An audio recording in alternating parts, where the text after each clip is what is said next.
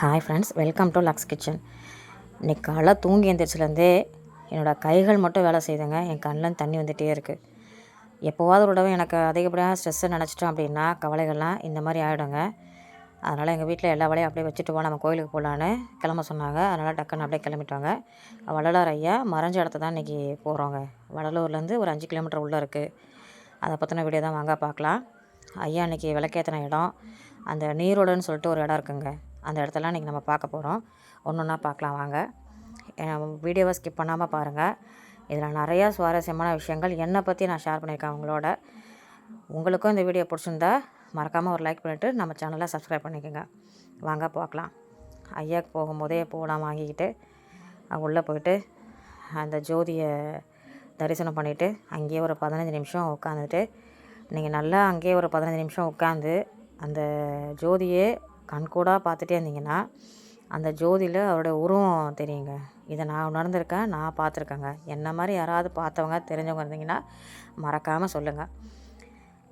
நான் பிறந்தது வளர்ந்தது எல்லாமே கடலூர் தாங்க. எனக்கு அப்பா கிடையாது. 5 வயசு இருக்கும் போது அப்பா இறந்துட்டாங்க. அம்மா தான் எல்லாமே. ஆலமரம் மாதிரி அப்பா இருக்கணுங்க. அப்போ தான் அவரோட நிழலில் போய் நம்ம கொஞ்சம் நேரம் தங்கிட்டு வர முடியும். நமக்கு யாருமே இல்லைன்னு வச்சுக்கோங்களேன், வாழ்க்கையை விரக்தியாக தோணும்ல. அந்த மாதிரி தாங்க சில நேரங்கள் இல்லை, பல நேரங்கள் எனக்கு அப்படி தான் தோணும். குவார்ட்டர்லி லீவு, ஹாஃப்லி லீவ் வரும்போதெல்லாம் எனக்கு தெரியாதுங்க. ஏன்னா ஒரு 5 நாள் தானே ஸ்கூல் லீவு, அதில் தெரியாது. ஒரு வருஷமும் இந்த 2 மாதம் வந்துச்சுன்னு வச்சுக்கோங்களேன், கண்டிப்பாக எங்கள் அப்பாவோட ஞாபகம் வந்துடும். அப்பா இறந்தாங்க, அப்பாவோட சொந்தம் போயிடுச்சு. வசதி குறைய அம்மாவோட சொந்தங்களும் குறைஞ்சிட்டாங்க. என்னோடய நிச்சயதார்த்தத்துக்கு என்னை நம்பி அந்த முகூர்த்த ஓலை எழுதும் போது கையெழுத்து போட எங்கள் அப்பா கூட பிறந்தவங்க வரல. என் கல்யாணத்துக்கும் வரல. இது வரைக்கும் எங்கள்கிட்ட அவங்க பேசவும் மாட்டாங்க. எங்கள் அப்பா இல்லாத பிள்ளைங்களாம் அவ்வளோ கொடுமைக்காரவங்களா? அதனால் நமக்கு பூக்கடைன்னு சொல்லிக்க யாரும் கிடையாதுங்க. 1 மணி நேரம் நம்ம எங்கேயாவது போனால் கூட, எங்கேயாவது நான் பீச்சில், இந்த மாதிரி கோயிலில் எங்கேயாவது நான் உட்காந்துட்டு எந்திச்சி வந்துடுவாங்க. இதுதான் என் சொந்தம், இதுதான் என் வீடு. அம்மா இருக்காங்க, அவங்கள்ட்ட போய் நம்ம தொல்லை கொடுக்கக்கூடாதுன்னு நான் அவங்கள்ட்ட போக மாட்டாங்க. போனாலும் ஒரு மணி நேரம் உட்காந்துட்டு நாங்கள் வீட்டுக்கு வந்துடுவோம். அப்போ இந்த மாதிரி இருந்தால் வாழ்க்கை எவ்வளோ கஷ்டம் பாருங்கள். அப்போ நம்ம கட்டிட்டு வந்த இடத்துல நமக்கு எவ்வளோ மரியாதை கிடச்சிருக்குன்னு பாருங்கள். 1 வருஷம் 2 வருஷம் இல்லைங்க, கல்யாணம் பண்ணி 8 வருஷம் போராட இருக்கேன். இப்போலாம் ஒரு சின்ன விஷயத்துக்கெலாம் பிரிஞ்சு போயிடுறாங்க. அப்படின்னா நான் எப்போயோ பிரிஞ்சு போயிருக்கணும். அதெல்லாம் இல்லாமல் அவங்கள மாற்றி இப்போ நான் சொல்கிறத அவங்க கேட்பாங்க. அந்தளவுக்கு என்னோடய அன்பு தாங்க அவங்கள மாற்றிருக்கு. நம்ம வேறு என்னங்க பண்ண முடியும்? எவ்வளோ தான் நம்ம மனசை அடக்கி வச்சுக்க முடியும் உள்ளுக்குள்ளே இருக்கிற வலிகளை? இந்த மாதிரி கோயில் வரும்போது ஆட்டோமேட்டிக்காக என் கண்ணில் தண்ணி வந்துடுங்க. கொஞ்ச நேரம் உட்காந்து அழுதம்மா என் வீட்டுக்கு போயிடுவோன்னு. அப்பா இல்லாமல் வளர்ந்த ஒரு பொண்ணுங்கும் எவ்வளோ கல்யாணத்துக்கு அப்புறம் தாங்க ரொம்ப கவலை அதிகமாக இருக்குது. அவரோட சொல்லித்து காட்டும் போது ஆமாம் அதுக்கு என்ன பூக்கடமாக இருக்குது அப்படின்னு ரொம்ப கஷ்டமாக தான் இருக்குது. இது வள்ளலார் ஐயா மறைஞ்ச இடங்க. நானும் இது வரைக்கும் உள்ளெல்லாம் பார்த்தது கிடையாது.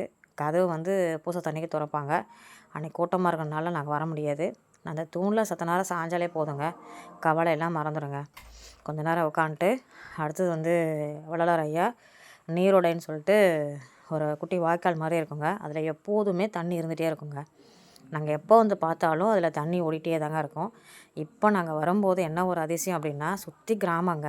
அந்த தாத்தாலாம் அந்த காலத்தில் பாட்டம் முப்பாட்டெல்லாம் வளர்த்த மரம் அப்படியே ஆலமரம் விழுதாக வளர்ந்துருக்கு. அந்த சில் காற்று மேலே படும்போதே அவ்வளோ சூப்பராக இருந்துச்சிங்க. ஃபுல்லாகவே கிராமம். எல்லாமே ஒரு கிலோமீட்டர் உள்ளே தாங்க இருக்குது. நாங்கள் வந்த நேரம் அன்றைக்கி அந்த கதவு திறந்ததுங்க. அந்த தண்ணியில் உட்காந்து கையை வச்சு அது ஒரு நல்ல சூப்பராக இருந்துச்சுங்க. இது வரைக்கும் இதெல்லாம் நான் அனுபவிச்சதில்லை. இப்போ இதெல்லாம் புதுசாக பார்க்கும்போது எனக்கு அப்படியே என் வாழ்க்கையில் ஒரு அற்புதம் நடந்த மாதிரி ஒரு ஃபீல் ஆகுதுங்க. யாருக்கெல்லாம் இந்த மாதிரி கொடுப்புனா கிடைக்குங்க சொல்லுங்கள். பாருங்களேன், எல்லா கவலைகளும் மறந்து அதில் மீன் உயிரோட பெருசாக இருக்குது. எப்போ வந்தாலும் பூட்டி இந்த கதவு திறந்துருந்ததுன்னா எப்படி இருக்கும் பாருங்கள். நாங்கள் வருவோம், ஆனால் பூட்டியிருக்கோம். வெளியிலே நின்று பார்த்துட்டு அந்த மீனுக்கு பிஸ்கெட்லாம் போட்டு அப்படியே போயிடுவோம். அடுத்தது நம்ம வள்ளலார் ஐயா தண்ணியில் விளக்கேற்ற இடத்துக்கு தான் போகிறோம். இதை உள்ளே வீடியோ எடுக்க விடலை. அதனால் அங்கே திண்ணையில் உட்காந்துட்டு வள்ளலார் ஐயா சொற்பொழிவு ஆற்றின இடம் எதிர்க்க இருக்குது. அதையும் பார்த்துட்டு அங்கேருந்து அப்படியே கிளம்பிட்டோங்க. இந்த வீடியோ உங்களுக்கு பிடிச்சிருந்தா ஒரு லைக் பண்ணுங்கள், நம்ம சேனலை பார்க்குறவங்க மறக்காமல் நம்ம சேனலை சப்ஸ்கிரைப் பண்ணிவிடுங்க.